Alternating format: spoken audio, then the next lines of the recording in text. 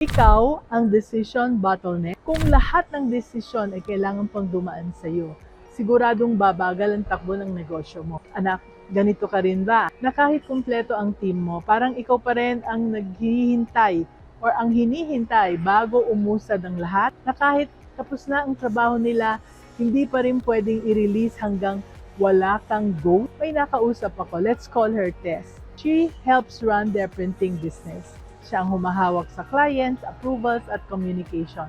At sa totoo lang, maingat siya. She wants everything to be correct. Ayaw niyang may mali.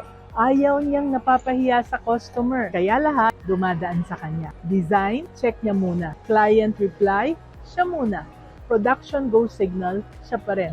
At sa normal na araw, kaya pa. Pero nung dumami na ang mga orders, doon na siya na-overwhelm. May designs na tapos na pero hindi ma-print. May clients na naghihintay pero walang sagot. May orders na ready pero naka-hold.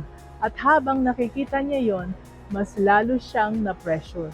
Kasi alam niya, lahat naghihintay sa kanya. Anak, nakakapagod yon, di ba? Hindi lang physically, pati mentally.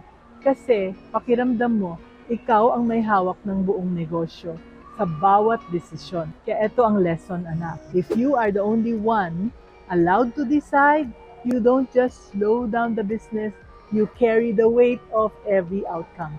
At habang ikaw ang laging final say, lahat ng pressure, lahat ng delay, lahat ng pagod sa iyo babagsak. Instead of building a team that moves with you, you build a business that waits for you.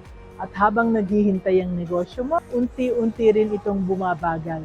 Kasama ka. Kaya, let's be business-minded Pinoy.